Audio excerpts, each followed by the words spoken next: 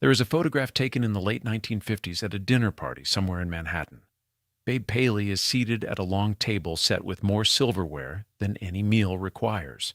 She is turned slightly towards someone to her left, lips parted in what might be a laugh, one hand resting on the tablecloth with the particular stillness of a woman who has learned that stillness reads as elegance. Every element of her appearance, the cut of her dress, the placement of her jewelry, the angle of her shoulders, is exactly right. Not approximately right. Exactly.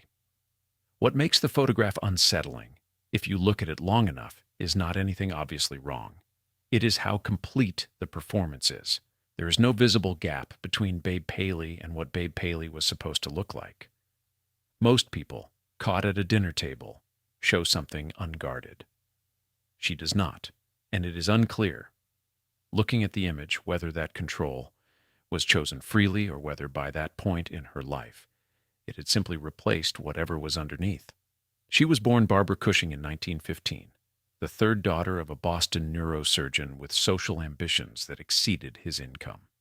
She died in 1978, wife of one of the most powerful men in American broadcasting, counted among the best-dressed women in the world, photographed at every significant table in New York for 3 decades. What happened in between is a story about what a life built entirely around appearance eventually costs, and who, in the end, was left to pay it. Harvey Cushing was, by any professional measure, a remarkable man, a pioneering neurosurgeon at a time when brain surgery was closer to guesswork than science. He operated on presidents and royalty, published research that reshaped his field, and accumulated the kind of institutional prestige that Boston's medical establishment reserved for a very particular type of man. He was also largely absent. His work consumed him in the way that serious men of his era permitted their work to consume them, completely and without apology. What remained for his family was a large house in Brookline, a recognizable name, and a mother who had decided, with considerable precision, what to do with both. Catherine Crowell Cushing, known to her children and eventually to New York society as Gog, was not wealthy in the way that her daughters would later become wealthy. She was comfortable, socially connected, and deeply aware of the difference between the two. The distinction mattered to her in a way that shaped nearly every decision she made about her 3 daughters, Mary, Betsy, and Barbara, the youngest, born in 1915. Gog Cushing understood that a surgeon's salary, however respectable, did not open the same doors as inherited money. She also understood that beautiful daughters, properly managed, could open doors that money alone sometimes could not. This was not a secret kept from the girls. It was, in a sense, the organizing principle of their upbringing. They were taught to dress carefully, to speak well, to enter rooms in a way that registered without appearing to try. They were taught which fork to use and how to listen to men who were talking and make the listening look like interest rather than patience. They were taught that the goal was not merely to marry well, though that was certainly the goal, but to marry into a world that would remain open to them, regardless of what happened afterward.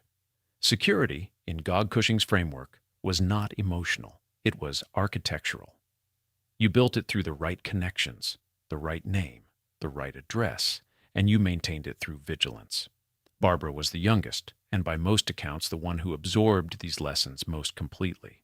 There are photographs of her as a teenager that already show something of what she would become, a quality of composed self-presentation that reads as natural only because the effort behind it is invisible.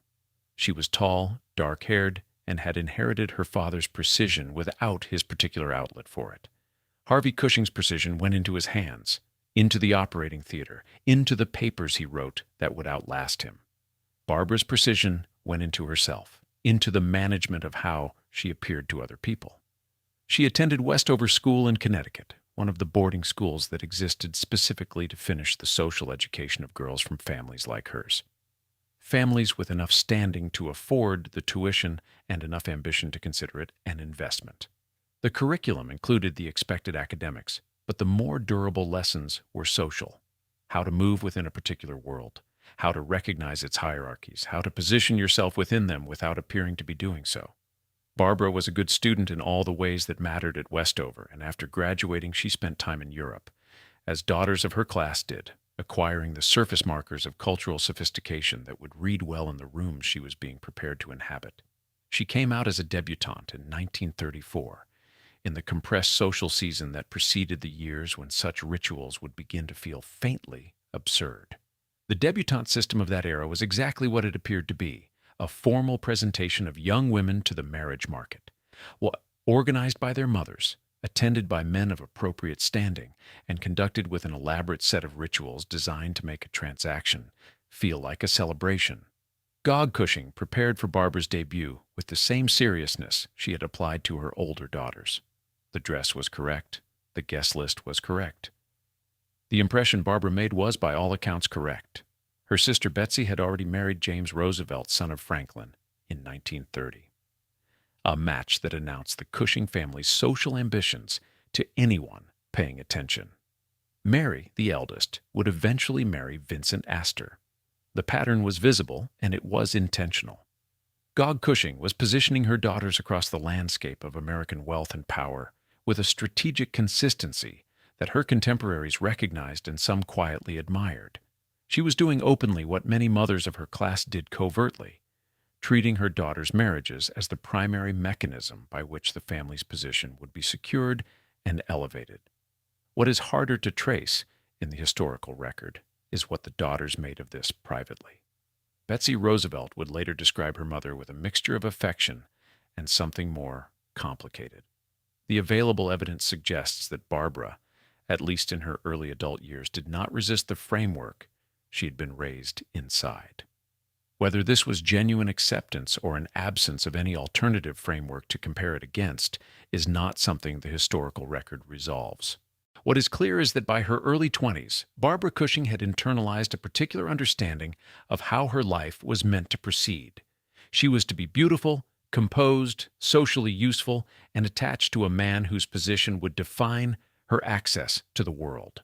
Her own interior life, her preferences, her frustrations, whatever she thought about in the long hours that even a carefully managed social existence leaves unoccupied, was not part of the framework. It was not, as far as Gog Cushing's model was concerned, relevant. There is a detail from this period that surfaces occasionally in accounts of Babe Paley's life. That as a young woman she was genuinely interested in fashion, not merely as a social requirement, but as something closer to an aesthetic practice. She had an eye that was original, a sense of proportion and combination that went beyond following what was correct and into something more personal. Whether that interest could have become something else, a profession, a creative identity, a life organized around her own judgment rather than other people's, is one of those questions her biography raises without answering. By the mid-1930s, she was moving through New York society with increasing fluency, her mother's project proceeding more or less on schedule. She worked briefly at Harper's Bazaar, which gave her a professional proximity to the fashion world she was drawn to, and a context in which her eye was occasionally treated as something with value beyond the social. It did not last long. The job was always, in the logic of Gog Cushing's plan, a temporary position, something to occupy the time before the real arrangement was made. Stanley Mortimer Jr. was everything the Cushing framework specified. He came from old money, the kind that did not need to announce itself because the announcement had been made several generations earlier and simply persisted, quietly, in the form of addresses and club memberships, and a particular ease in rooms that other people found intimidating. He was handsome in the way that men of his class and era were often handsome, well-proportioned, well-dressed, carrying the relaxed confidence of someone who had never seriously questioned whether he belonged somewhere. He moved through New York society without friction, which was itself a kind of credential. When he and Barbara Cushing married in 1940, the match was greeted by their social world as entirely logical. Two people of compatible backgrounds, compatible appearances, compatible expectations. The wedding was covered in the society pages with the tone those pages reserved for events that confirmed the natural order of things. What the society pages did not cover, because it was not their function to do so, was what the marriage was like from the inside. Barbara, who had by this point acquired the nickname Babe, origins uncertain, possibly a compression of baby, the youngest of the Cushing daughters, moved into the life that the marriage provided with the same composed efficiency she brought to everything visible. There were apartments, then houses. There were the right dinners and the right weekends, and the right people at both. She dressed impeccably, entertained well, and presented the marriage to the world in the form the world expected to see. 2 children arrived, Stanley Mortimer III in 1941 and Amanda Mortimer in 1943. The domestic architecture was complete. Stanley Mortimer Jr. drank. This is recorded in enough accounts of the period to be treated as fact rather than rumor. He drank with the consistency of a man for whom drinking had become structural. Not an event, but a condition, woven into the daily rhythm of a life that had very little required of it beyond the maintenance of appearances. He came from wealth that did not require him to work in any serious sense, and he largely did not. The combination of idleness, alcohol, and a temperament that several people who knew him described as fundamentally passive produced a domestic situation that was quiet and stable on its surface and deeply unsatisfying beneath it. Babe had been trained meticulously for the performance of a good marriage. She had not been prepared for the possibility that the performance and the marriage might be entirely separate things. Gog Cushing's curriculum had covered the acquisition of the right husband with considerable thoroughness. It had not addressed what to do once you had him, and discovered that rightness, in social terms, produced no particular warmth in private ones. There is no record of Babe confiding her unhappiness to anyone during this period in explicit terms. What surfaces instead are the edges of it, in the accounts of people who knew her then, in the shape of decisions she made, in the trajectory of the marriage itself. She continued working intermittently in fashion, contributing to Vogue in a capacity that was never quite professional in the full sense, but gave her something to do with her eye, her taste, her capacity for precision in a domain that was hers rather than the marriage's. The work seems to have mattered to her in a way that was slightly out of proportion to its scale, which suggests it was filling something the rest of her daily life was not. Stanley Mortimer's drinking worsened through the early years of the marriage, or at least became harder to manage around. The social performance required to maintain the appearance of a functioning household became more demanding as the gap between the appearance and the reality widened. Babe was good at the performance, better, almost certainly, than anyone she knew. But performance requires energy, and energy has limits even in people trained from childhood to conceal the effort. What complicates the picture is that Babe did not leave quickly. The marriage lasted until 1946. 6 years, 2 children, and a significant portion of her 20s spent inside an arrangement that was producing nothing she had not already identified as insufficient. The reasons for staying that long are not recorded in any direct statement she left behind, but they are not difficult to reconstruct from the context. Divorce in her social world in the early 1940s was not impossible. It was becoming more common, and her world was sophisticated enough to absorb it, but it carried costs, social costs which she had been taught from childhood to treat as real costs, financial costs which were not abstract given that her own family's resources had always been more respectable than substantial, and the particular psychological cost facing a woman whose entire preparation for adult life had been organized around the successful execution of a good marriage, the cost of acknowledging that the execution had not produced what it was supposed to produce. There is a detail from this period that appears in several accounts of Babe's life. During the early 1940s, she was increasingly visible in New York social life in a way that slightly exceeded what her marriage required.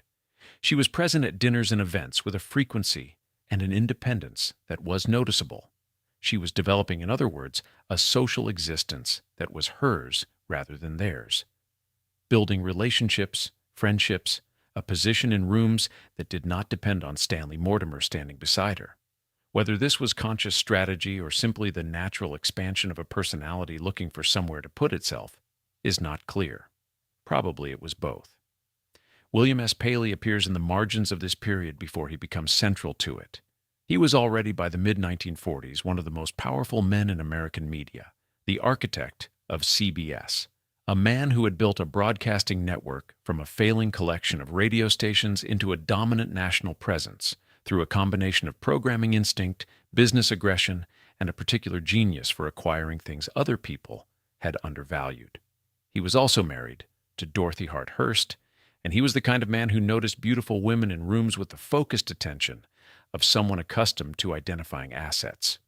He noticed Babe Paley, and Babe Paley, by 1946, was a woman who had learned one complete lesson about what a correct marriage produced and was, whether she framed it to herself in these terms or not, available to learn a different one. The divorce from Stanley Mortimer was finalized quietly. The society pages noted it with the same neutral tone they had used for the wedding, the natural order of things, slightly rearranged. William S. Paley was not born into the world he eventually inhabited. This is worth establishing clearly because it shaped everything about how he moved through that world once he reached it. The hunger that persisted after the hunger should have been satisfied, the need to acquire that did not diminish with acquisition, the particular anxiety of a man who had built his position entirely through his own effort and therefore understood, at some level, that his social manner never quite concealed, that it could be dismantled the same way.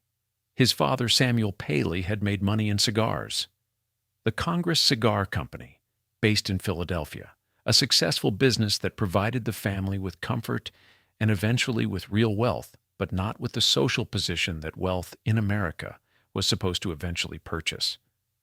The Paleys were Jewish, immigrant-adjacent, and operating in a business culture that maintained its exclusions with practiced politeness. William grew up watching his father navigate those exclusions with the combination of persistence and accommodation that first-generation success in America often required. He absorbed the lesson. He also decided somewhere in his formation that he would not spend his life navigating exclusions. He would build something large enough that the exclusions became irrelevant. He acquired CBS in 1928 at 26 using money from the cigar business.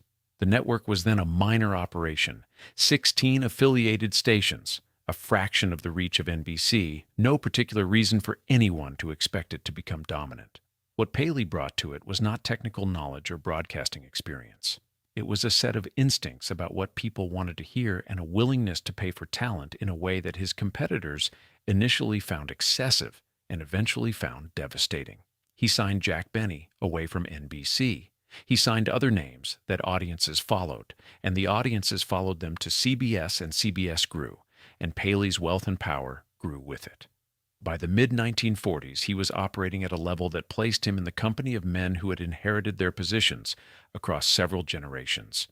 He had the money, the influence, and the institutional presence. What he did not have and what he wanted with the specific intensity of someone who had wanted things and gotten them before was the social legitimacy that his world still attached to older names and older money. He wanted to belong, completely, to a world that would always register him as having arrived rather than having always been there. His first wife, Dorothy Hart Hurst, was socially connected and personally capable, but the marriage had frayed through the war years and through Paley's serial infidelities, which were not occasional lapses but a consistent pattern of behavior that people in his circle knew about and discussed with the resigned familiarity of people describing a weather system. Dorothy Paley was not naive about her husband's behavior. She managed it with the tools available to women of her position: discretion, maintenance of the social surface, and the particular form of endurance that passed, in their world, for dignity. Paley met Babe in the social overlap that existed in New York in the mid-1940s between old money and new media money, a world of long dinners and country weekends and the particular intimacy that forms between people who keep seeing each other in the same rooms. He pursued her with the same methodology he applied to talent acquisition at CBS. He identified what he wanted, assessed what it would cost, and made the pursuit systematic. He was attentive in the way that powerful men can be attentive when they have decided they want something. Calls made, flowers sent, time rearranged to indicate priority. For a woman coming out of a marriage defined by a husband's passive absence, the attention had weight. What Babe made of Paley in this early period is not recorded in any direct account she left. What is recorded, in the memories of people who observed them together, is that she was drawn to his energy, the quality he had of filling rooms, of generating momentum, of treating every situation as something to be actively shaped rather than passively endured.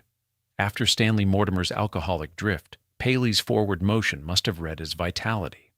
Whether she saw or chose not to see, that the same quality made him incapable of stillness, incapable of the kind of sustained attention that a marriage requires from the inside rather than the outside, is one of the questions her story raises without resolving. They married in July 1947 on a trip to England that was itself a performance of a certain kind of life, European, cultured, above the transactional American social world, even while being entirely produced by it. The wedding was small by the standards of what both of them could have organized. The marriage it initiated was large in every other sense. Houses in Manhattan, Southampton, Nassau, Squam Lake. A life conducted across multiple properties, with staff sufficient to maintain them, in a social register that placed them at the center of the world Paley had been building toward since Philadelphia. Babe became, almost immediately, an asset in the way that Paley understood assets. She was beautiful, composed, socially fluent in rooms that he still entered with the residual tension of someone who had not grown up in them. She knew how to manage a dinner party for 20 people in a way that made it feel effortless. She knew which guests should be seated together and which should not. She knew how to make powerful men feel relaxed and their wives feel neither threatened nor condescended to. These were skills she had been developing since childhood, and Paley understood their value with the precision of a man who had spent 20 years building a network out of understanding what audiences wanted and giving it to them. The CBS wives of that era occupied a specific social position, present, decorative, useful, and carefully maintained at a distance from the actual business. Babe's role was not formally defined in these terms, but it functioned according to them. She was the domestic and social expression of what CBS and William Paley were presenting to the world: taste, sophistication, the suggestion that serious money and serious culture were not in conflict. She executed this role with a thoroughness that her husband appreciated in the way he appreciated good production values, as a professional would, noting quality, without necessarily distinguishing it from the many other qualities he was managing simultaneously. What the marriage gave her, materially, was beyond anything Gog Cushing's framework had specified as achievable. What it asked of her in return was the complete and permanent subordination of any self that existed separately from her function within it. There is a particular kind of labor that does not appear in any ledger. It has no hours, no salary, no formal acknowledgement of the skill required to perform it. It is the labor of being looked at, of constructing and maintaining a public self, so complete and so consistent that it registers not as construction, but as nature. Babe Paley performed this labor every day of her adult life, and she performed it at a level that her contemporaries, even those who understood something of what it required, found extraordinary. The fashion world gave her awards for it. The society pages documented it. Women she had never met studied photographs of her and attempted to understand how she produced effects that seemed, in the images, entirely spontaneous. The spontaneity was the achievement. Behind it was a discipline that would have been recognizable in a different context as professional. She woke early. This is consistent across multiple accounts from people who lived or worked in the Paley households during the 1950s and 1960s. The morning routine, hair, skin, the particular attention to the details of her appearance that preceded any public moment, however minor, consumed hours that other women of her position might have allocated differently. She was not, by the accounts of those who knew her, a vain woman in the ordinary sense. Vanity implies pleasure in the process. What Babe brought to her appearance was closer to the attitude of a craftsman toward the work, serious, demanding, without particular sentimentality about the effort involved. She understood that the effect she produced was the result of that effort, and she did not allow herself the luxury of believing otherwise. Food was managed with a precision that those around her found uncomfortable to witness over time. She ate very little. This is documented across enough independent sources to be taken as fact, and what she ate was controlled in a way that went beyond the ordinary social pressure on women of her class and era to maintain a particular silhouette. The pressure was real, and she had internalized it completely. At 5'8", she maintained a weight that her doctors later in her life would identify as contributing to her physical vulnerability. The thinness that the fashion world celebrated in photographs of her through the 1950s was the visible result of a private discipline that cost her something she would not recover. The houses required their own form of labor. The Paleys maintained residences that operated at a standard which required not just money, but continuous supervisory attention from someone who understood what the standard should look like and how to maintain it. The Manhattan apartment on Fifth Avenue was managed with a formality that guests consistently described. Flowers arranged in a specific way, table settings that reflected a knowledge of proportion and color that went beyond instruction, the kind of domestic environment that reads as simply beautiful, until you consider that beauty of that consistency does not happen without someone making hundreds of small decisions daily to produce it. Babe made those decisions. This was understood within their social world without being stated.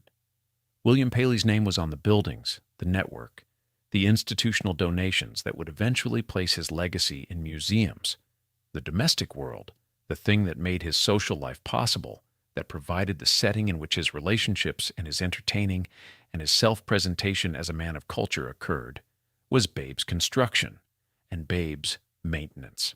It was not credited to her in any formal sense. It was simply expected to exist in the way that the quality of light in a well-designed room is expected to exist without anyone identifying the thought that produced it. The best-dressed list began in earnest in the early 1950s. The International Best Dressed List, which had been compiled in various forms since the 1940s, placed Babe on its annual roster with a consistency that eventually moved her from the list itself into its Hall of Fame, a category reserved for women whose influence on fashion was considered permanent rather than merely annual. The recognition was genuine in the sense that it reflected a real quality. Babe's relationship to clothes was not that of a woman following trends, but of someone with a sufficiently original eye that she occasionally preceded them. She wore a scarf tied around her handbag at a moment when no one had thought to do that, and within a season, it was everywhere. She combined patterns in ways that the rules of her era said should not work, and that demonstrably did. These were not accidents. They were the output of a sensibility that had been developing since childhood, and that had found, in dress, the one domain where her judgment was not merely performed for others, but was genuinely, privately her own. The irony embedded in this, that the most authentic expression of herself happened to be the one most immediately useful to her social function, is something she may or may not have recognized. There is no record of her discussing it directly. Entertaining consumed what the appearance maintenance did not. The Paley dinner parties of the 1950s and 1960s occupied a specific place in New York social mythology. Evenings at which the guest list combined old money, new media, politics, and the arts in proportions that felt organic rather than engineered, though they were precisely engineered. Babe designed them the way she designed everything else she put her attention to, with a thorough understanding of the effect she was trying to produce and the specific decisions required to produce it, which guests would generate conversation and which would suppress it. Where to seat the difficult person to minimize the difficulty. How to move a dinner from the social surface into something that felt, to the people present, like genuine exchange. William Paley received the credit for these evenings in the way that hosts receive credit. His name was the name that mattered in the world the guests inhabited. Babe's role was visible. She was present. She was beautiful. She was clearly central.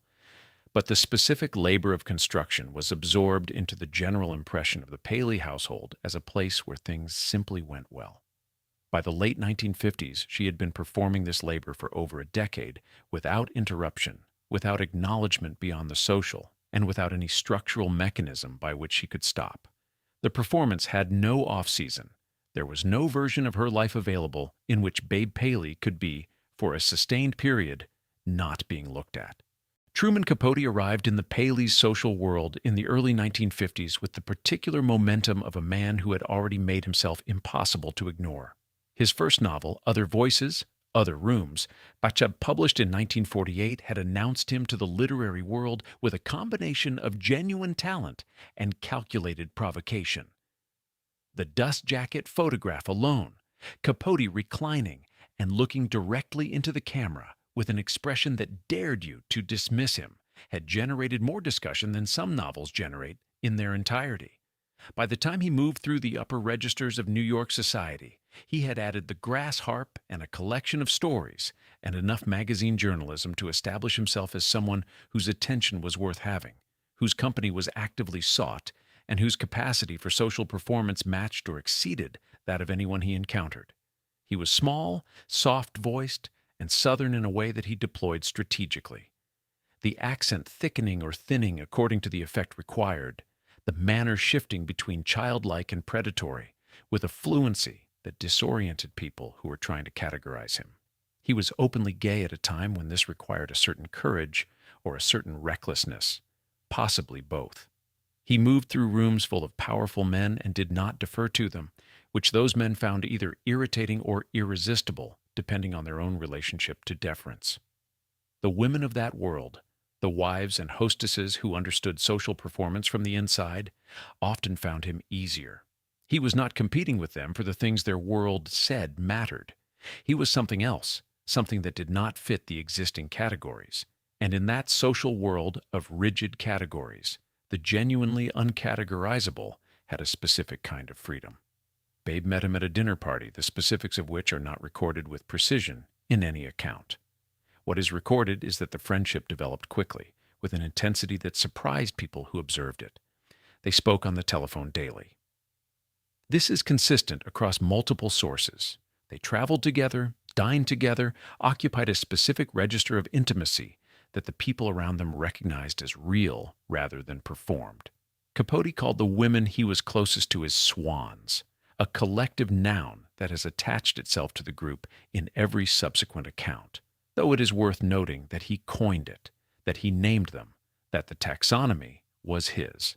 Babe was the swan he prized most openly, the one he described in terms that went beyond social admiration into something that sounded, in his accounts, like genuine feeling. What made the friendship function, at its core, was an exchange that both parties understood without stating. Capote provided Babe with something she had not had before, a sustained, serious interest in her interior life. He asked her questions that the people in her social world did not ask, questions about what she actually thought, what she found tedious, what she wanted that she did not have. He listened to the answers with the focused attention of a writer who understood that the truth people reveal in unguarded conversation is the most durable material available. He made her feel, in the accounts of those who observed them together, that she was interesting in herself rather than as a function of her husband's position or her own appearance. What she gave him in return was access, not merely to the rooms and the dinner tables and the social world he was already penetrating through his own force. He had that. What Babe gave Capote was the inside of those rooms, the texture of what those lives actually felt like, the specific, unguarded, unperformed truth of what it was to be a woman of her position in that world, the management of a husband's infidelities, the emotional distance of the domestic life, the exhaustion of the performance, the specific quality of loneliness available only to people surrounded constantly by other people. She told him things she told no one else. The accounts of people who knew them both are consistent on this point. It is not clear whether Babe understood in those years exactly what Capote was.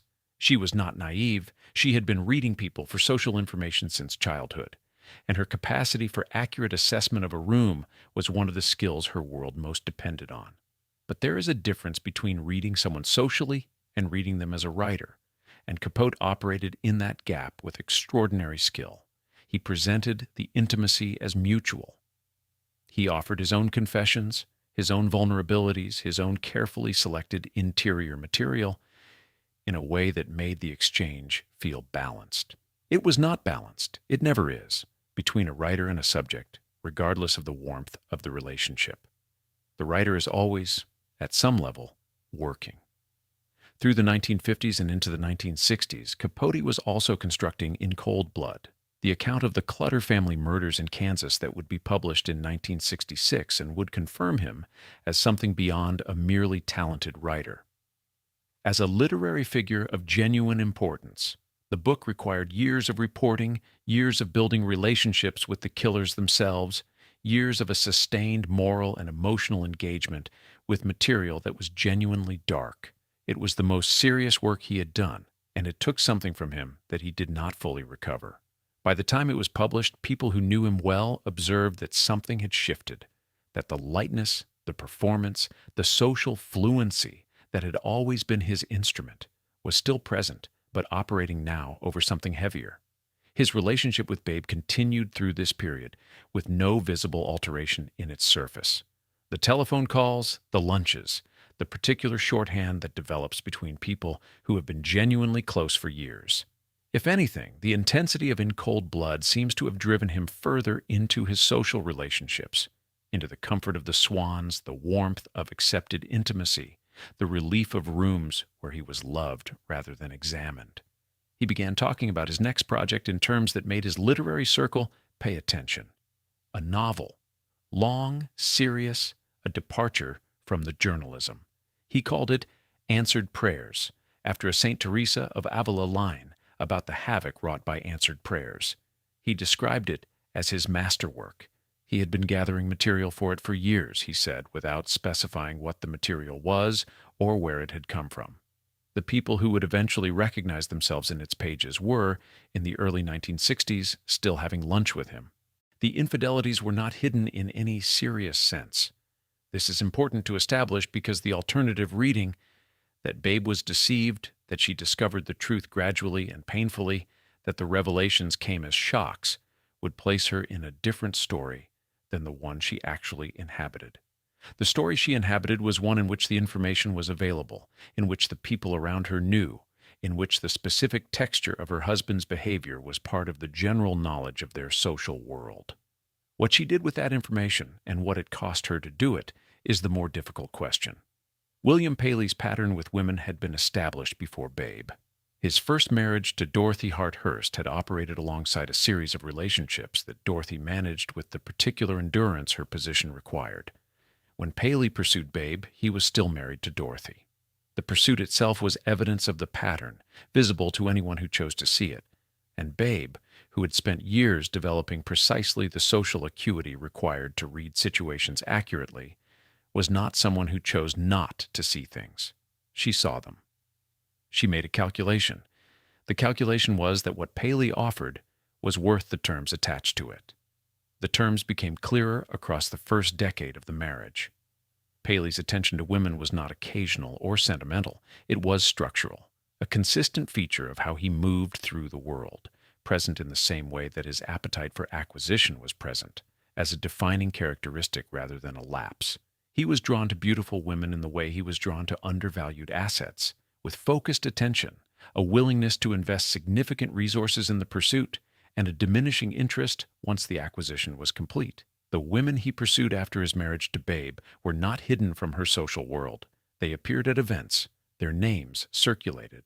The management of this information, keeping it from becoming a public scandal while allowing it to exist as a private fact was she cheated parties, was part of the ongoing labor of the marriage. Babe managed it. This is the word that appears implicitly or explicitly in every account that touches on this aspect of their life together. She managed it with the same composed efficiency she brought to the dinner parties and the houses and the appearance maintenance, as a problem with a set of available responses, none of them fully satisfactory, all of them preferable to the alternative. The alternative, in the logic she was operating within, was dissolution. Of the marriage, of the social position, of the life she had constructed with a thoroughness that made it very difficult to imagine what would remain without it. There was a woman in the late 1950s. Her name appears in several accounts of this period, though not in documents Babe left behind, with whom Paley maintained a relationship of sufficient duration and intensity that it registered differently from the others. Not a brief pursuit, but something sustained. Babe was aware of it. People who knew her during this period describe a quality in her that was not quite anger and not quite resignation, but something that existed in the space between them. A controlled flatness that appeared in her manner in private settings, in the way she sometimes went very still in conversations that touched on the subject, in the slight recalibration of her social energy in rooms where the woman might be present. She did not confront him publicly. There's no record of a confrontation at all, private or otherwise, in any account from people close to them. Whether this silence represented a strategic decision, an emotional one, or simply the absence of any framework in which such a confrontation would have been possible for a woman of her formation, cannot be determined from the outside. What can be said is that the silence was consistent. It held across years, across multiple women, across a pattern of behavior that her social world observed with the careful inattention that such situations require from bystanders who wish to remain in the room. What the silence produced, over time, was a particular configuration of the marriage. Paley moved through it with the freedom of a man who had not been required to modify his behavior, who had tested the limits and found them fixed at a distance that suited him. Babe occupied it with the specific knowledge that she had accepted terms she had not originally specified and could not now renegotiate without dismantling something she had spent 15 years constructing. The marriage had become, among other things, a sunk cost. And the logic of sunk costs is that the more you have invested, the harder the investment becomes to walk away from, regardless of the return. The financial dimension of this was not abstract. Paley controlled the money in the way that men of his era and position controlled money, completely, and with a fluency in its deployment that extended to using it as an instrument of relationship management. The houses, the staff, the lifestyle that constituted Babe's daily existence were funded through him and through CBS in a configuration that left her with significant comfort and limited independent resources. She had jewelry, clothes, the social capital accumulated over years, none of which translated easily into the kind of financial autonomy that might have made the calculus of leaving different. Her sister Betsy, whose own marriage to James Roosevelt had ended in divorce before she remarried John Hay Whitney, offered a data point that Babe would have registered. Betsy had left, had rebuilt, had arrived at a different life. Whether Babe assessed that data point as relevant to her own situation, or whether she concluded that the variables were sufficiently different to make the comparison unhelpful, is not recorded. What is recorded is that she stayed. Through the 1960s, the marriage continued with the surface it had always presented to the world. The joint appearances, the entertaining, the mutual social utility that kept both of them visible in the rooms that mattered to them. Paley's behavior did not change. Babe's management of it did not change. The distance between them in private, a distance that people who visited the houses occasionally glimpsed in the quality of the silences, in the slight formality that persisted between them, even in domestic settings, widened in the way that distances widen when no one moves toward the other, slowly without announcement, until it becomes simply the shape of things. There were 4 children in total across the 2 marriages, Stanley Mortimer III and Amanda Mortimer from the first, born in 1941 and 1943, Jeffrey Paley and Kate Paley from the second, born in 1952 and 1959. They grew up across a set of properties that most people would have difficulty imagining as a childhood. The Fifth Avenue apartment with its museum-quality arrangements, the Southampton estate with its manicured grounds, the Nassau house with its particular Caribbean formality, the Squam Lake property in New Hampshire, where summers were spent with the specific orchestrated looseness that very wealthy families bring to the concept of relaxation. The physical environments were extraordinary. What they contained in terms of sustained parental presence was something different. William Paley's relationship to fatherhood was, by the accounts of people who observed it over time, largely managerial. He was interested in his children in the way he was interested in many things, with attention that could be intense when directed and absent when it was not, organized around his own schedule and preferences rather than theirs. He was not cruel. He was intermittent. He had built an empire through a quality of focused energy that did not distribute evenly across the demands of domestic life, and he did not, in any account that survives, appear to experience this as a failure. It was simply how things were arranged. The children were part of the household. The household was managed. Babe managed it.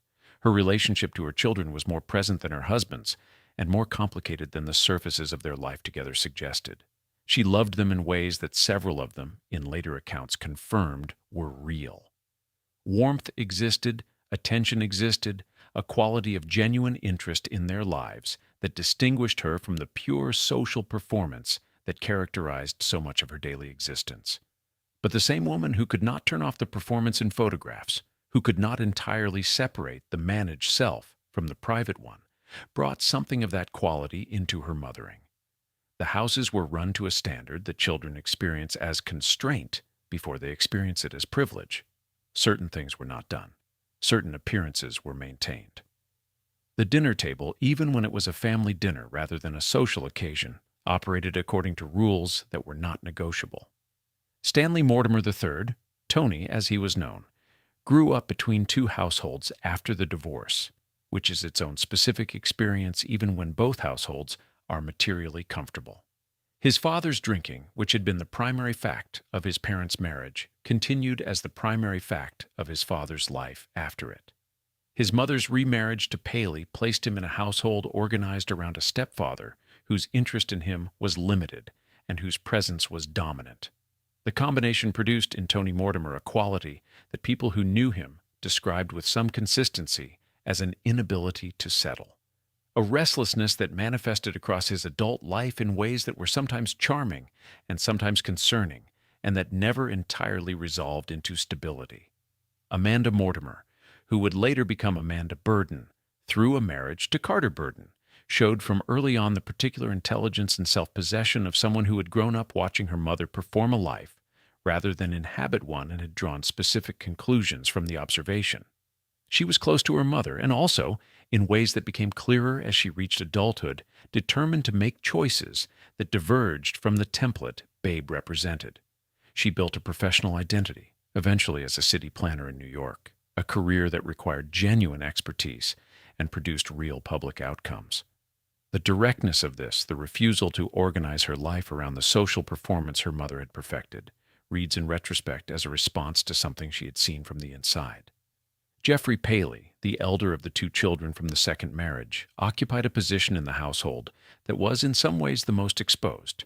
He was Bill Paley's son, which meant he was inside the primary relationship of the household rather than adjacent to it, and which also meant that his father's intermittence was directed at him, with the specific charge of a son waiting for a father's attention, rather than the more generalized charge of a stepchild, negotiating a complicated situation.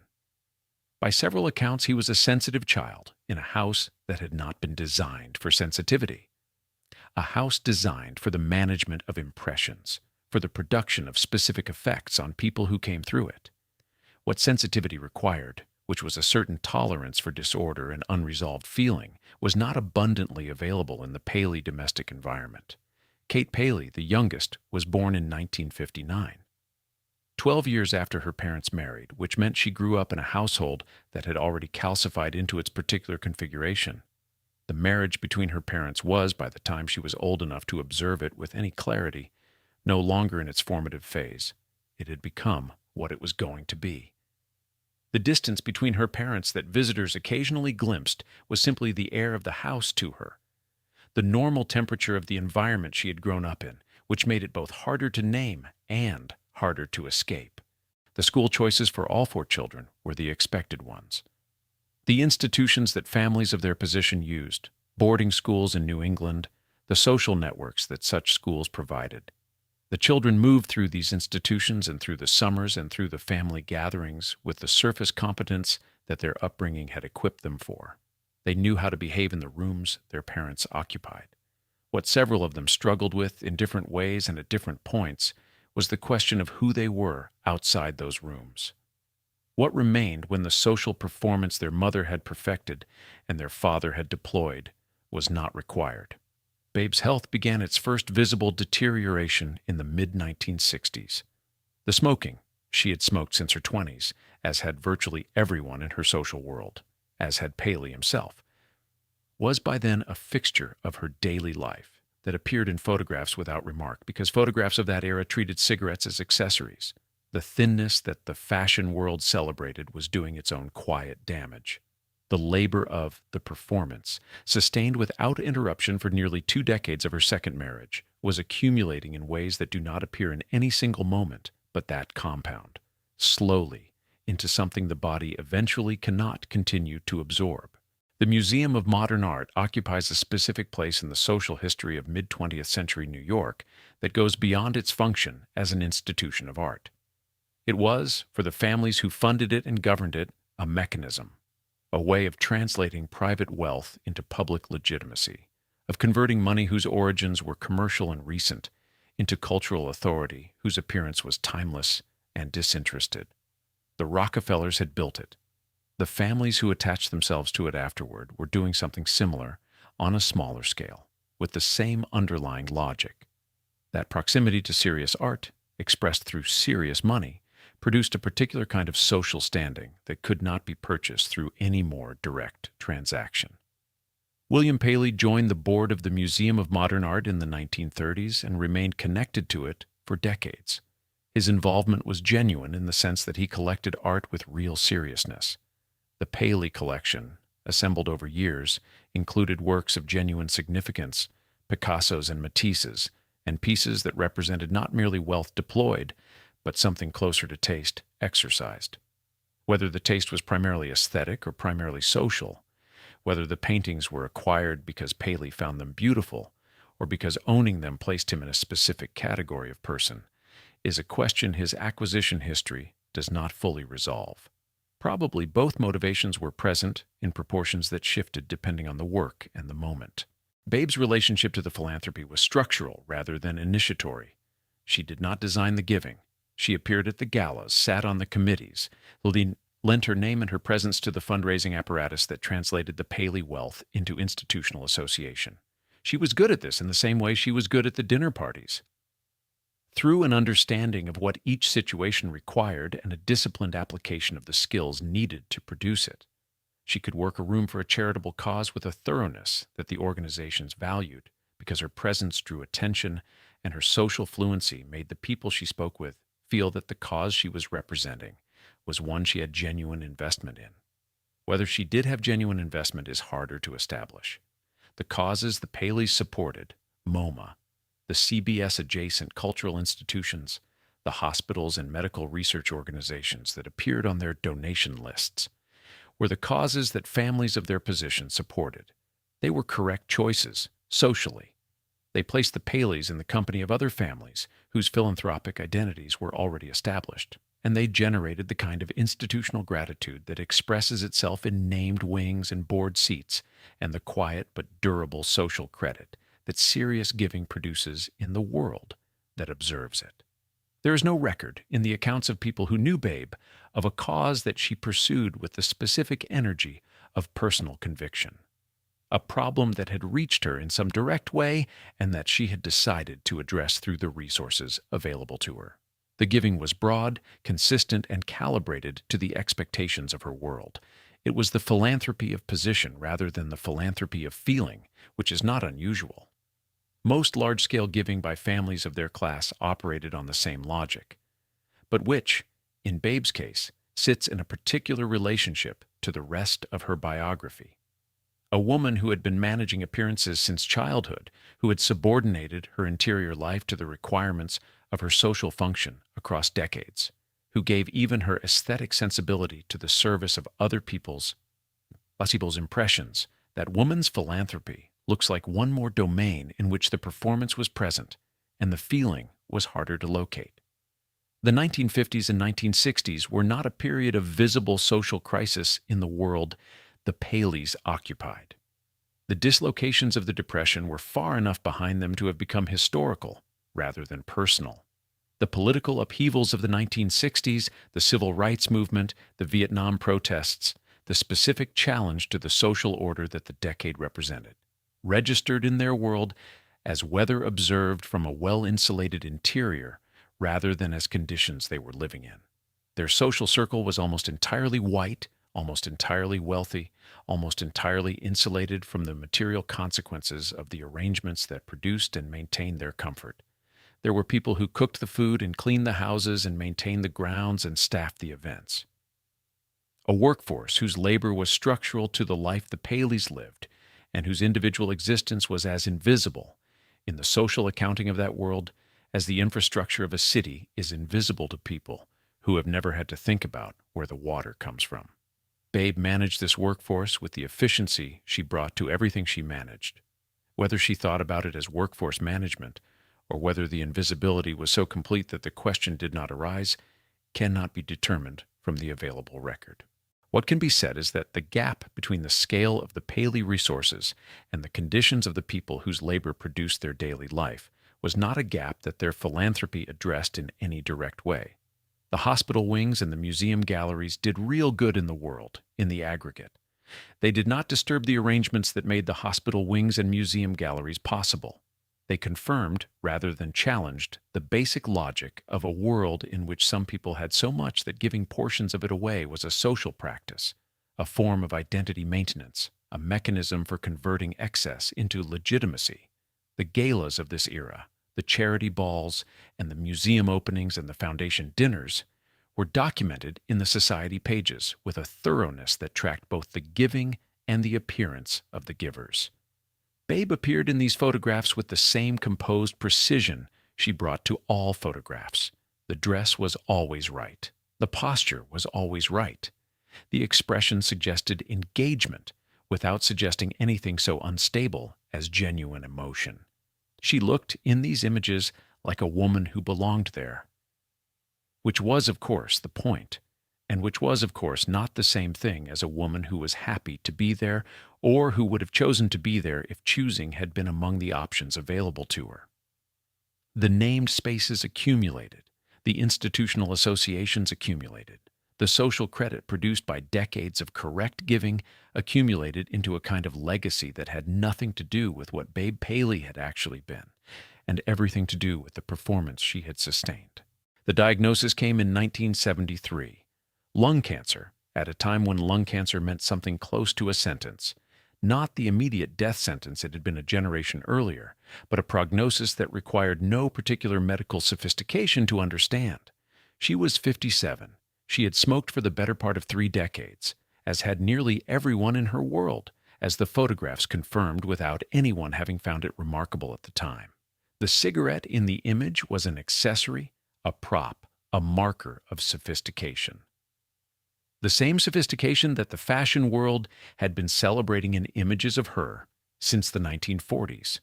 That the accessory was destroying her lungs was a fact that the aesthetic framework of those images had no mechanism for incorporating. The diagnosis was managed from the beginning as information to be controlled rather than a condition to be processed. This is not unusual for people of serious wealth and serious social position. The medical establishment that serves that population has always understood discretion as part of the service. But in Babe's case, the management had a specific quality that went beyond the ordinary desire for privacy. The performance had to continue. This was not apparently a decision she agonized over or arrived at through deliberation. It was simply the default, the condition of her existence for so long that the idea of a public vulnerability, of allowing the social world to see the body failing beneath the composed surface, was not a real option. She continued to appear. The events, the dinners, the public occasions that her position required, she attended them with a punctuality and a precision that her illness was not, for several years, permitted to disrupt. The weight she had maintained with such discipline throughout her adult life now dropped further, which in the photographs from this period reads as an intensification of the thinness that the fashion world had always celebrated in her. The silhouette that had been an achievement now became a symptom, and the two were visually indistinguishable from the outside. This is one of the more unsettling aspects of this period of her life, that the signs of her illness were legible only in retrospect, because they looked, in real time, like the continuation of the aesthetic she had spent decades perfecting. The smoking itself is worth sitting with for a moment, not as a moral failure, but as a biographical fact with a specific context. Babe began smoking in an era when the health consequences were not publicly established and when smoking was, in her social world, a near universal practice. It was also, in the specific configuration of her daily life, one of the few physical habits that was entirely her own, not managed for anyone else's impression, not deployed as a social signal, not part of the apparatus of the performance. The cigarette was one of the things she did because she wanted to in a life that had very few of those. By the time the health consequences were understood, the habit was too deeply embedded to address, and the evidence of the 1950s and 1960s suggests that she, like most people of her generation in her world, did not address it. William Paley's response to her diagnosis revealed something about the architecture of the marriage that its surface had always obscured. He was not absent. He was present in the physical sense, in the same houses, at the same tables. But the people who observed them during this period describe a quality in his presence that was more about his own discomfort than about her experience of illness. Paley was a man for whom the world was most legible when it was operating correctly. When the programming was working, when the acquisition was proceeding, when the dinner party was producing the right effect. Illness, which is the body operating incorrectly and which cannot be managed into a better performance, was a category his disposition had no prepared response to. He arranged the best available medical treatment, as he would have arranged any other resource the situation required. The doctors were the right doctors. The facilities were the right facilities. The logistical apparatus of serious money was deployed in the direction of her care with the efficiency that serious money makes possible. Whether this deployment was accompanied by the kind of sustained emotional presence that illness in particular requires from the people closest to you is not something the medical arrangements can tell you. The accounts of people who visited or observed them during this period suggest that it was not. Babe had by this point been managing her own response to the world for so long, managing what she showed, what she revealed, what she permitted the outside to see of the inside, that the management of her illness fit naturally into the existing structure. She did not discuss it freely. She did not organize her social world around it. The friends who knew of it knew because they were close enough to have been told, not because she had allowed it to become visible. Truman Capote knew. The Swans knew, or most of them. The knowledge existed in the circle and was treated within that circle with the discretion she would have expected. The physical decline was gradual enough in its early stages to be managed within the performance. Then, as the 1970s progressed and the treatment cycles accumulated, it became less gradual. There were periods of relative stability and periods of deterioration that the available treatments, surgery, radiation, the medical options of that era, could slow but not stop. She had good months and difficult ones, and the social world she continued to inhabit was permitted, as much as possible, to see only the good months. The body that had been under surveillance for her entire adult life, assessed, managed, disciplined, displayed, was now under surveillance of a different kind. The doctors monitoring her treatment were watching the same physical person that the society pages and the best-dressed lists had been watching for 30 years. But they were seeing something that the photographs had never shown, and that the performance had been constructed specifically to conceal: the cost, biological and otherwise, of the life the body had been required to sustain. She continued to dress with precision. This detail appears in enough accounts of her final years to carry real weight. Whatever the state of her health on a given day, the appearance was maintained to a standard that the people around her found, depending on their relationship to her, either admirable or heartbreaking, or both simultaneously. The first excerpt from Answered Prayers appeared in Esquire magazine in November 1975. The piece was called Mojave, and it was followed by two more excerpts: La Côte Basque, 1965, in the same year, and Unspoiled Monsters in 1976. Of the three, it was La Côte Basque, 1965, that produced the specific damage. It was a piece of fiction organized around a lunch at the famous New York restaurant, narrated by a Capote-adjacent character named P.B. Jones, populated by women who were transparently drawn from the social world Capote had inhabited for 2 decades.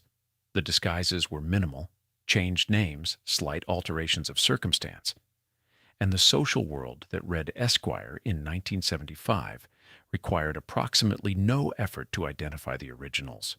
The character most closely associated with Babe was Anne Hopkins, a woman of extraordinary elegance married to a powerful, unfaithful man. The details that Capote gave Anne Hopkins were not invented. They were the details Babe had given him across 20 years of telephone calls and lunches, and the specific intimacy of a friendship she had believed was sealed by mutual trust, the husband's infidelities. The specific texture of the loneliness. The quality of a life maintained at extraordinary cost and producing, in private, something close to nothing.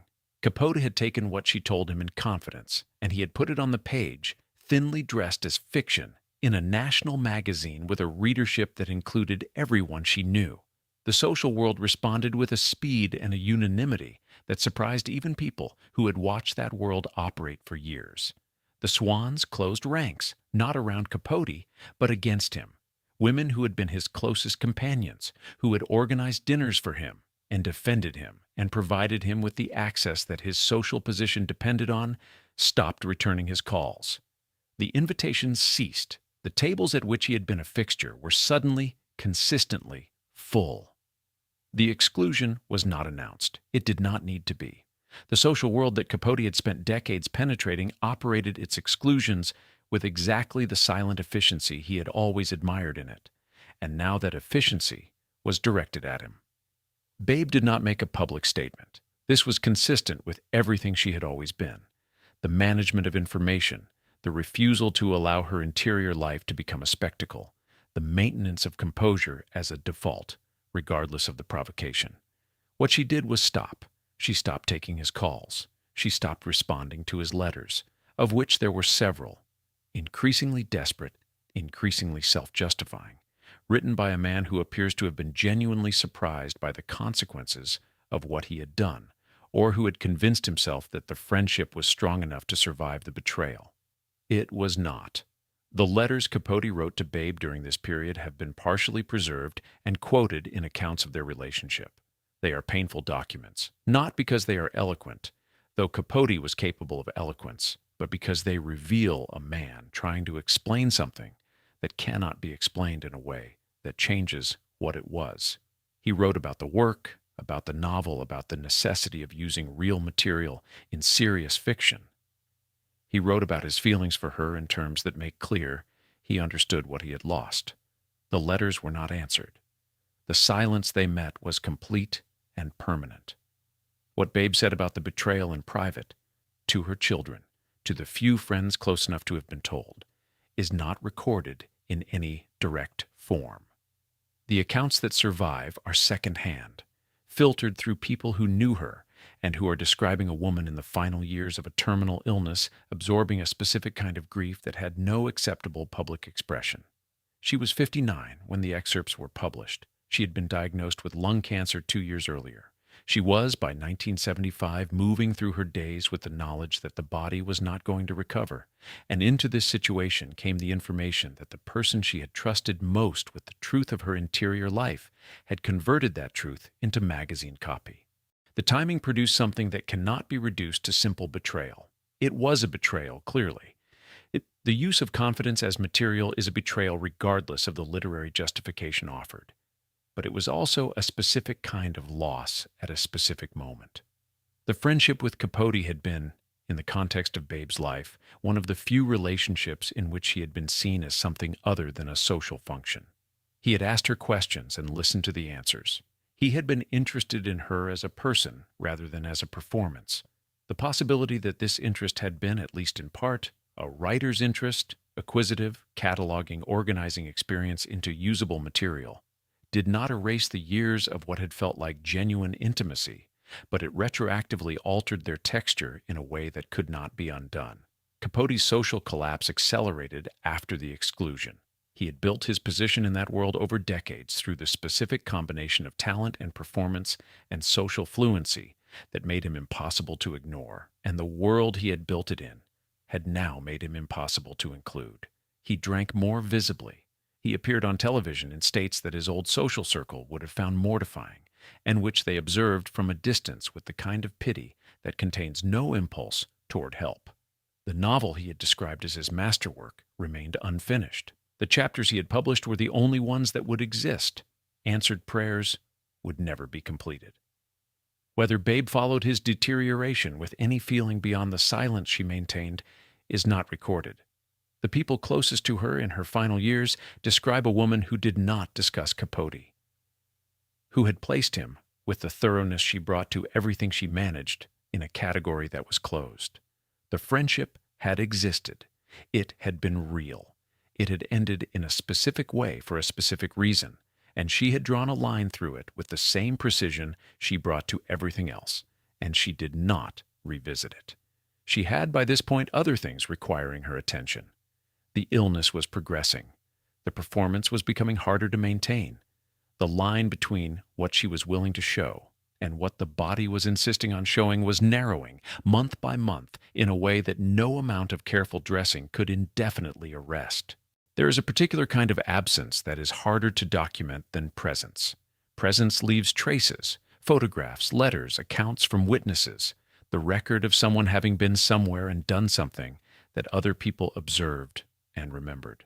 Absence leaves a different kind of record, the gap in the photographs, the silence in the letters, the accounts from witnesses who describe what did not happen rather than what did. William Paley's absence during the final years of Babe's illness is documented primarily in this second way, through what the people around them noticed was missing, through the shape of what he did not do. He did not stop working. This is perhaps the most basic fact of the period, and the one that requires the least interpretation. CBS in the mid-1970s was navigating a specific set of pressures, regulatory challenges, the shifting television landscape, the internal politics of a large media organization whose founder was still present and still directing. And Paley engaged with these pressures with the focused energy he had always brought to the network. The work was real, and the demands were real, and the argument that a man running a major broadcasting company cannot simply step back from its operations because his wife is ill has a factual basis. It is also true that the degree to which work provides a man with a reason not to be somewhere else is not always distinguishable from the outside, from the degree to which it provides him with a refuge from something he finds difficult to face. The people who observed the Paleys during this period, friends, household staff, the medical personnel who moved through the houses, describe a domestic configuration in which Babe's illness was present as a fact and absent as a shared experience. The treatments proceeded, the medical appointments were kept, the logistical apparatus was maintained with the efficiency that Paley applied to logistics. But the particular thing that illness asks of the people closest to the patient, the willingness to be present in the discomfort, to sit with the fear and the physical deterioration and the specific intimacy of watching someone you love move toward death. That thing was not, in the accounts that survive, reliably present. Paley was described by several people who knew him well as a man who found physical vulnerability in others profoundly uncomfortable. This is not an unusual quality, and it is not a moral failing in any simple sense. It is a disposition, a way of being organized in relation to the world that makes certain demands very difficult to meet, regardless of the feeling that might exist underneath the difficulty. But it is also true that the consequences of that disposition fall entirely on the person who is ill, on the person who needs something that the other cannot provide, and who must find a way to exist with that gap in a situation that already has no good options. Babe had been finding ways to exist with gaps in their marriage for 25 years. The gap during her illness was the same gap intensified by the specific conditions of terminal disease. The distance that had always existed between them in private, the distance that visitors occasionally glimpsed, that her friends were aware of, that had been the steady-state condition of the marriage for years, did not close when she became ill. If anything, the accounts suggest it widened. His discomfort with her physical decline added a new dimension to an existing distance, and the combination produced a domestic situation in which a woman in the final stages of lung cancer was managing, among other things, the emotional difficulty her illness caused her husband. She managed it with the tools she had always used. The performance continued. She dressed carefully on the days she could dress carefully. She appeared at events when her health permitted appearances. The household maintained its standards because the standards were what she knew how to maintain, and the maintenance was, in some way that cannot be fully reconstructed from the outside, a form of continuity she needed. The houses looked the way the houses had always looked. The flowers were arranged correctly. The table was set with the precision that had always characterized it. These things persisted as the body failed, which suggests that they were not merely social obligations, but something closer to a structure she was holding on to, the external order of a life whose internal order was beyond anyone's ability to maintain at that point. Her children were present in the ways their own lives permitted. Amanda visited. The others were in and out, with the particular combination of genuine feeling and inadequacy that most people bring to a parent's terminal illness: the wanting to help and the not knowing how, the grief that arrives before the death and the difficulty of expressing it in a situation that has not yet officially become a situation requiring grief. Babe managed their distress as well as her own, which was the role she had always occupied in relation to the people around her. The one who held the shape of things so that other people could inhabit it without confronting its cost. There is an account from someone who visited the Fifth Avenue apartment during the final months of Babe's life that appears in more than one biography of the period. The apartment was immaculate. Babe was dressed and composed. The conversation was social, the surface maintained with a thoroughness that the visitor found both impressive and difficult to sit with. There was no acknowledgement of what was happening, no moment at which the performance was permitted to lapse. The visitor left with the specific disorientation of someone who has been in the presence of something real and not been allowed to see it directly. Paley, by this account and others, moved through this period in a way that his social world observed without commenting on directly. He was present in the houses. He attended the events that were attended. He was not described in any account that survives as a man visibly devastated by his wife's approaching death, as a man changed by it, diminished by it, brought to something by it that his ordinary manner did not show. He was described instead as continuing, as a man whose life had a momentum that the situation had not fundamentally altered. What he did not do did not sit with her through the difficult nights, did not cancel the engagements, did not turn toward her in the way the situation asked for, is not recorded as accusation in any of the accounts that survive.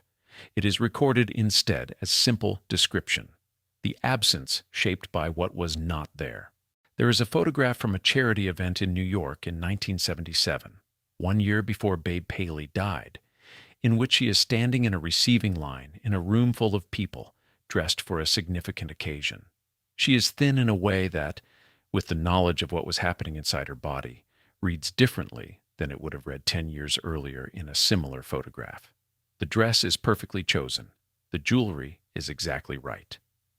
The posture is straight, the expression composed, the entire surface of the image presenting a woman who has arrived at an event and is present at it in the full social sense.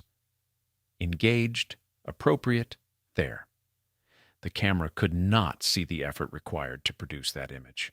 The people in the room with her could not see it either, or most of them could not, which was the point. The last years of Babe Paley's public life were organized around a specific negotiation between what her body could sustain and what her sense of how she existed in the world required her to sustain it through. This was not, in any account that survives, experienced by her as heroism or as performance in the theatrical sense, as something done for an audience with an awareness of the audience watching. It was experienced, as far as can be determined, as simply continuing to be herself in the only way she knew how to be herself. The appearance was not separate from the person. For someone who had spent 60 years constructing the appearance with the thoroughness she had brought to it, the appearance was the person in some functional sense, and allowing it to collapse would have been its own kind of dying. She attended the 1977 party that Truman Capote's publisher threw.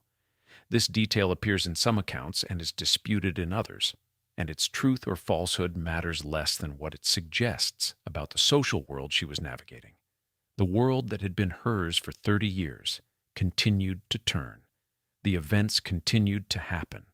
The invitations continued to arrive, though her capacity to accept them was increasingly managed by the state of her health on any given week, a state that fluctuated with the pattern of her treatment and the progression of the disease. She accepted what she could and declined what she could not, with a minimum of explanation, which was consistent with how she had always managed information about herself. The Southampton house that summer, the summer of 1977, was occupied in a way that several people who visited it that season describe with a quality of painful clarity in their accounts. The house was beautiful. It was always beautiful. The gardens were maintained. The rooms were arranged. The standard that Babe had established over decades of occupation was present in every detail. She moved through it with more difficulty than she had the previous summer, and the previous summer with more difficulty than the one before. The physical geography of the house, The distances between rooms, the stairs, the grounds, was becoming a calculation rather than a background condition. She navigated it anyway, because the house was part of what she was, and because the alternative was to stop moving through it, and she had not yet arrived at that. Bill Paley was present at Southampton that summer in the way he was present everywhere, occupying the same space without the space being organized around his presence. He had his routines, his work, even in summer, his social engagements that proceeded with the independence from domestic considerations that his life had always permitted him. The guests came and went. The dinners happened. The surface of the Paley summer persisted with enough of its traditional form to be recognizable from the outside. What was different to those who had known it across many seasons was a quality of effort in the maintenance. The ease that had always characterized the Paley houses, the sense that things simply went well there, that the environment produced its effects without visible labor, was now slightly less absolute. Not because the standard had dropped, but because the person whose continuous invisible effort had produced the ease was operating under conditions that made the invisibility harder to sustain. The seams were not visible, but the people who knew where the seams were could sense them. Her friendships during this period narrowed to the ones with genuine substance. The social acquaintances, the people whose connection to her was a function of the world they shared rather than any particular feeling, were present in the sense that they continued to exist in the same social universe. But the time and energy available for maintaining those connections was finite in a new way, and she allocated it differently. The women she was genuinely close to, a smaller circle than the social world suggested, were the ones she saw. She was, by several accounts, more direct in conversation during this period than she had been at any earlier point in her adult life. The performance did not drop, but something around it loosened. People who had known her for decades said afterward that they had felt in these last months that they had seen something of who she actually was beneath the composed surface for the first time. This is a detail that carries its own specific weight, that the woman most present for her friends was the woman of her final illness, that it took the removal of the future, the narrowing of the social obligations, the physical impossibility of maintaining every element of the apparatus simultaneously to produce a version of Babe Paley that the people closest to her experienced as more real than the version they had known for 30 years. What that says about the 30 years is not a comfortable thing to sit with. The medical appointments continued through the fall and winter of 1977 and into 1978. The treatments were producing less than they had earlier in the illness, which is the trajectory of that disease when it is not arrested, which hers was not being arrested. She knew the prognosis, the doctors had not concealed it, and she had not asked them to. She managed the knowledge with the same internal discipline she had applied to everything else, not by denying it, but by not organizing her daily existence around it, any more than the physical reality required. She was 62 years old. She had been the most admired woman in certain rooms for 3 decades.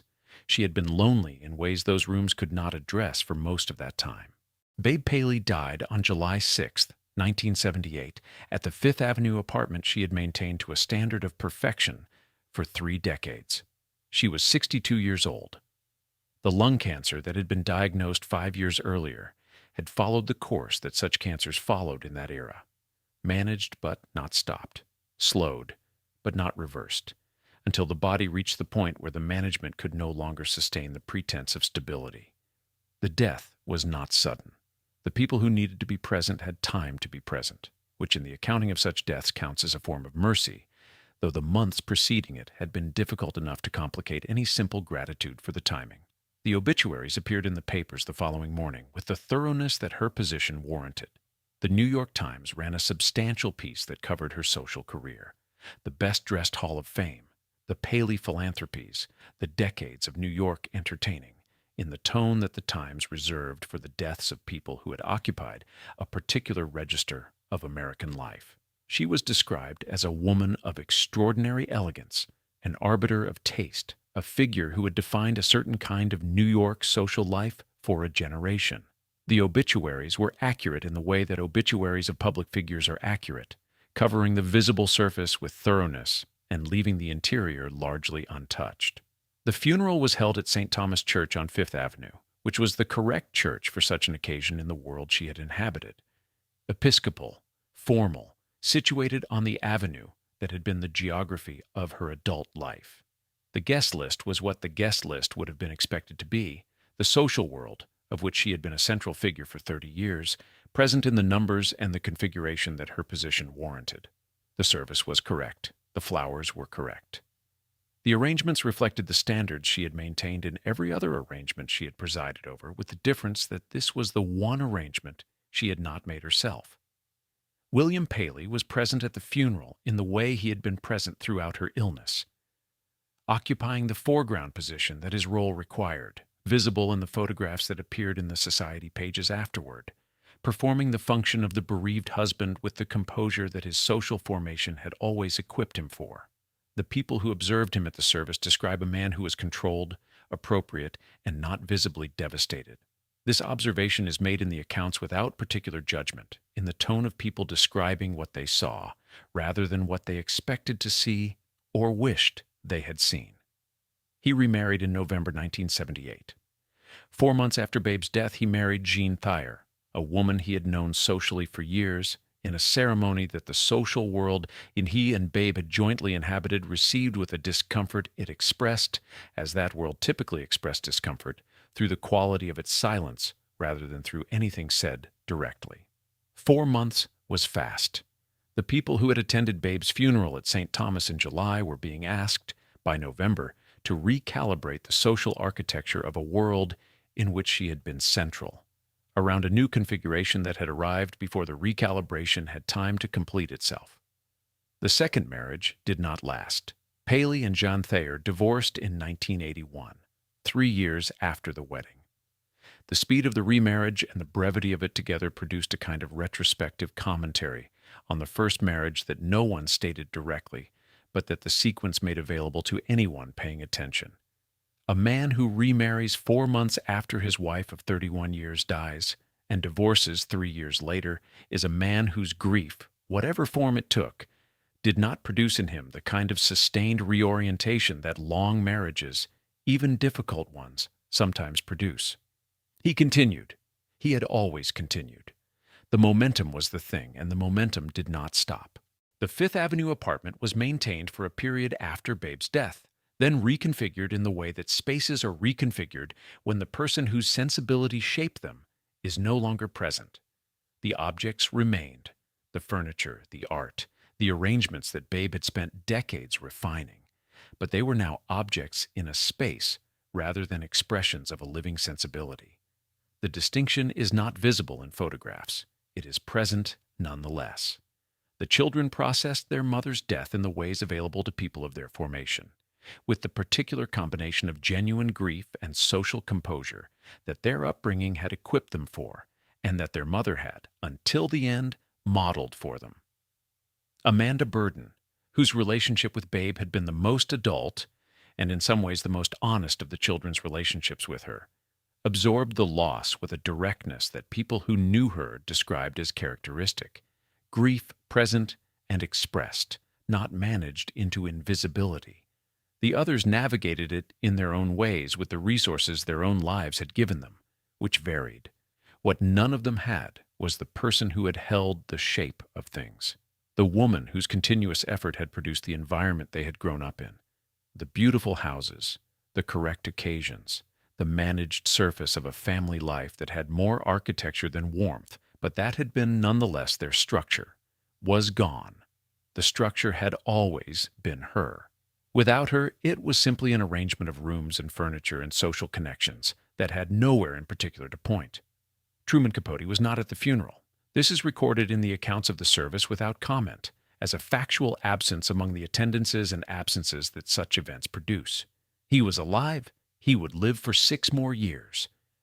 But he was no longer part of the world that gathered at St. Thomas in July 1978 to mark the end of Babe Paley. The exclusion that had begun with the Esquire publication 3 years earlier held past her death, which meant that the person who had known her most completely, who had been told the things she had not told anyone else, was not in the room where she was mourned.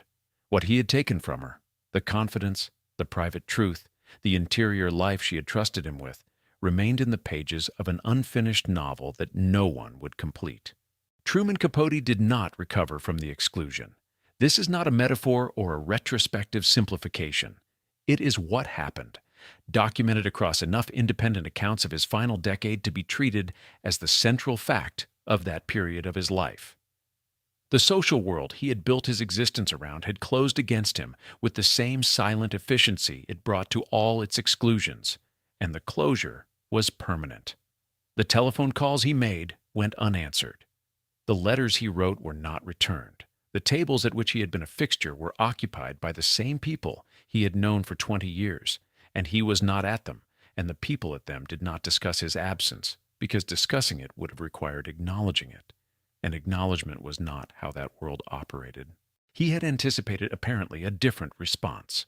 The accounts of people who spoke with him in the months after the Esquire publication describe a man who had told himself a story about what the reaction would be, that the literary world would recognize the work, that the social world would eventually absorb the shock, that the friendships were strong enough to survive the revelation of what he had done with what they had told him.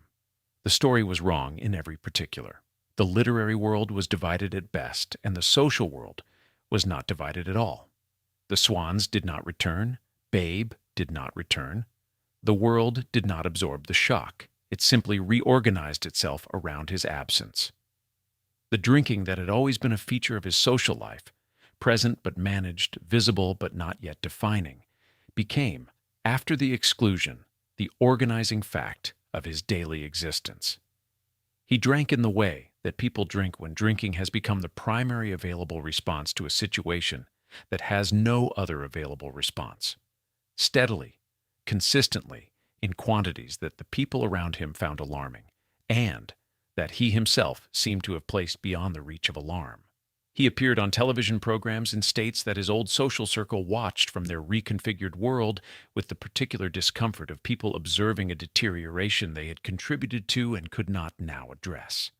The pills accumulated alongside the alcohol, tranquilizers, sedatives, the pharmaceutical management of a psychological state that had become, without the social structure that had previously contained it, very difficult to manage through ordinary means. People who saw him during this period describe a man who was still recognizably himself in moments. The intelligence present, the wit available, the specific quality of his attention still capable of focusing when something demanded its focus, but who was operating through a fog that thickened over the years, and that the intervals of clarity made more rather than less disturbing, because they showed what was being lost. Answered prayers remained unfinished. He told interviewers with decreasing conviction across the late 1970s and early 1980s that he was working on it, that the novel was progressing, that additional chapters existed, that the full book would eventually appear. The additional chapters, if they existed, were not found after his death. What existed were the 3 excerpts published in Esquire, the excerpts that had produced the exclusion, that had ended the friendships, that had closed the world he had spent 20 years building entry to. The masterwork was the thing that had destroyed the life, and the life's destruction had made the masterwork impossible to complete. There is a specific cruelty in this that does not require exaggeration. Capote had believed, or had convinced himself, that the material was worth the cost, that the literary achievement would justify what it required from the people whose lives provided the material. The achievement did not come. The 3 chapters that appeared in Esquire are interesting and in places genuinely sharp, but they are fragments, incomplete, unable to be assessed as the thing he had described them as being. The sacrifice of the friendships, of the social world, of whatever remained of his relationship with Babe Paley in the last years of her life, produced not a masterwork, but an unfinished novel, whose incompleteness is itself the most visible fact about it.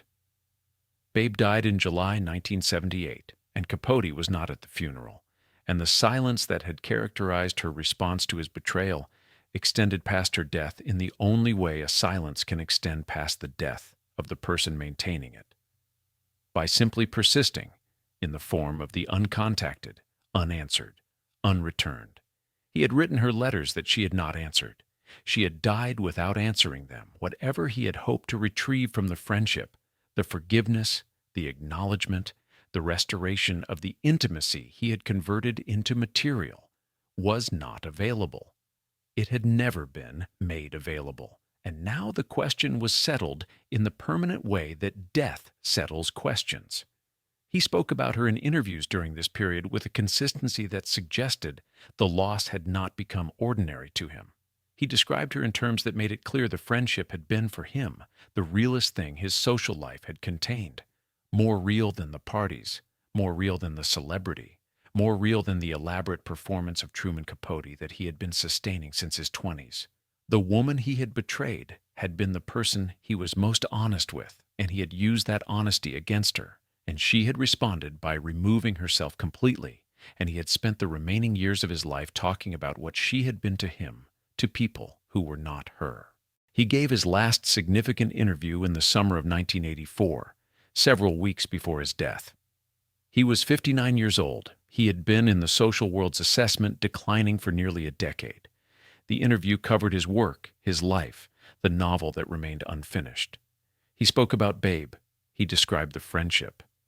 He did not describe the betrayal in terms of what it had cost her, but in terms of what he had lost, which is perhaps the most accurate account available of where his understanding had arrived after 9 years of thinking about it in the silence her refusal to respond had produced.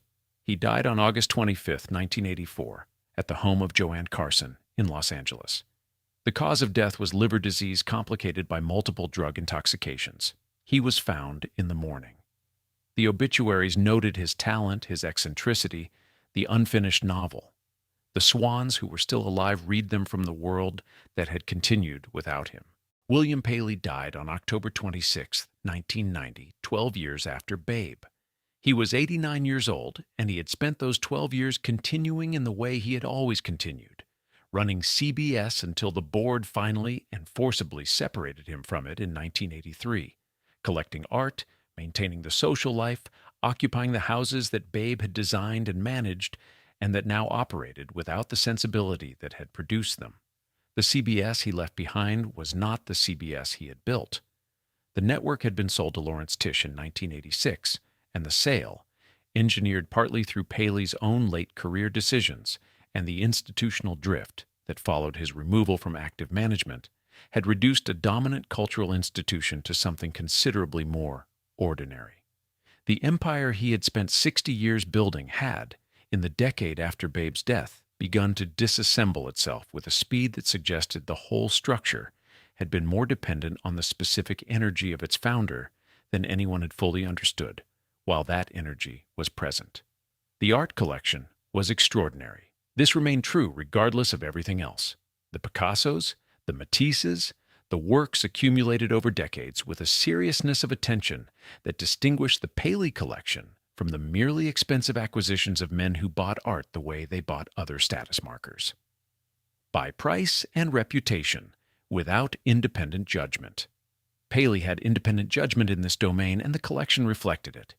He bequeathed significant portions of it to the Museum of Modern Art, which had been part of his institutional life since the 1930s, and which received the gift with the institutional gratitude that significant bequests produce. The named spaces multiplied. The Paley legacy, in the form that institutions preserve legacies, was secured. What the institutions could not hold was the specific texture of what the Paley world had actually been. The Fifth Avenue apartment, the Southampton estate, the Nassau House, the Squam Lake property, the properties that Babe had spent decades animating with a continuous and invisible effort, were sold or reconfigured or passed to family members who occupied them without the organizing sensibility that had made them what they were. Houses without their architects are always slightly different things than they were, and the Paley houses, which had been so completely expressions of Babe's particular vision, became, in the years after both their deaths, simply large and well-appointed rooms. The CBS building on 6th Avenue, the Black Rock, as it was known, designed by Eero Saarinen and completed in 1965, one of the genuinely significant works of mid-century American architecture, stood as the most durable physical monument to what Paley had built. It bore his name in the institutional sense. It did not bear Babe's name anywhere. The building was his. The network was his. The legacy, as it was publicly constituted, was his. The domestic world that had made the social expression of that legacy possible, the dinners, the entertaining, the management of the households in which his world had been conducted, was credited to no one in particular, which is to say, it was credited to her in the way that invisible labor is always credited, by its absence from the record. The children of both marriages were adults navigating their own lives by the time William Paley died. Amanda Burden had built the professional identity she had been building since the 1970s, the city planning work that would eventually bring her to a significant role in New York's Department of City Planning under Mayor Bloomberg, work that was substantive and public and entirely her own. The directness of this, the refusal to exist primarily as a social function, reads in retrospect as something she had decided at some point in her formation, watching her mother from the inside. What she had decided against was legible in what she had built instead. Tony Mortimer's restlessness had not resolved into stability, the quality that people had identified in him in his younger years, the inability to settle, the difficulty of finding a ground that held, had persisted through his adult life in ways that those who knew him found sad in proportion to how clearly they could trace the roots of it. A boy who had grown up between a drinking father and a stepfather whose interest in him was limited, in houses managed to a standard that left little room for the messiness of actual feeling, had become an adult who found the ordinary requirements of settled life difficult to sustain. Babe's name survived in the places names survive, the charity galas that continued to bear her association, the best-dressed retrospectives that periodically recirculated the photographs, the fashion histories that placed her in the lineage of American style. These were accurate acknowledgments of something real. She had possessed a genuine aesthetic gift, and the record of that gift in photographs and in the accounts of people who had observed it was legitimate evidence of something that had existed. What the retrospectives could not recover was the woman underneath the gift, the specific person who had woken early and managed the appearance and endured the marriage and lost the friendship and dressed with precision through a terminal illness, and died in the apartment on Fifth Avenue at 62 years old. The retrospectives showed the surface because the surface was what had been documented. The interior had been protected with such thoroughness and for so long that even the people who had been closest to her were working from incomplete information. Truman Capote had known more of the interior than anyone else. He had taken what he knew and put it in a magazine, and it had destroyed the friendship and contributed to his own destruction. And the novel that was supposed to justify the cost was never finished, and the woman whose truth had provided the material had taken whatever remained of her interior life with her when she died. The photograph from the late 1950s, the dinner party, the long table, the woman turned slightly to the left with her hand resting on the tablecloth with its particular stillness, still exists. She is exactly right in it. The performance is complete. There is no gap between Babe Paley and what Babe Paley was supposed to look like, and it is still unclear, looking at the image, whether that was chosen or whether it had simply replaced whatever was underneath. The question does not resolve. The image does not answer it. It only shows what was there to be seen, which was always, in the end, the composed surface. And behind it, the long effort of a life spent making sure that was all you could see. Babe Paley left no memoir. She gave no significant interviews in which she spoke about her interior life. The letters she wrote were social rather than confessional. Correct, warm where warmth was appropriate, revealing nothing that she had not decided to reveal. The record she left behind is almost entirely a record of surfaces. The photographs, the society page appearances, the philanthropic associations, the decades of best-dressed citations that documented what she looked like without touching what she was. This is not an accident. It is the result of a discipline applied across a lifetime with a consistency that very few people manage and that almost no one manages without cost. The cost, in her case, is partially visible in the shape of the life, in the marriage she stayed in, the friendship she lost, the illness she managed in private. The death at 62 that arrived before anything she had been protecting herself for had time to materialize. What she was protecting herself for is not recorded because the protection was the habit, and the habit had outlasted whatever original purpose it had served. The people who knew her best, who sat closest to the composed surface and occasionally glimpsed something beneath it, describe a woman of genuine intelligence, genuine humor, genuine warmth that appeared in private settings with a directness that the public image never suggested. These qualities were real. They were also, for most of her adult life, carefully rationed. Deployed in specific relationships, in specific moments, then withdrawn back behind the management. The people who received them understood they were receiving something that was not generally available, which gave the moments a weight that ordinary warmth does not carry. What wealth provided her was the resources to maintain the performance at the highest possible level. The houses, the clothes, the staff, the social infrastructure. All of it served the construction and maintenance of an image that her world valued and that her formation had taught her to value. What wealth could not provide was a reason to stop. There was no material pressure that required her to let the surface drop, no circumstance that forced the question of what existed beneath it into a domain where it had to be answered. The performance could continue indefinitely, and it did until the body made continuation impossible. She spent 62 years in the composition. The composition was extraordinary, acknowledged as such by the world that watched it, studied by women who could not entirely understand how it was produced, documented in enough images to constitute a record of genuine aesthetic achievement. It was also, in the most straightforward sense, a life spent in the service of how things appeared rather than how they were. What remains is the image, the long table, the correct dress, the hand resting with its particular stillness on the tablecloth. The woman turned slightly to the left, present in the room in the full social sense, available to be looked at, offering nothing that was not intended to be seen. Whether anything else was there, whether the interior that Truman Capote glimpsed and used and lost was the whole of what existed beneath the surface, or only a portion of something larger that no one was ever permitted to fully see, is a question the record cannot answer. It can only show the composition. The composer is gone.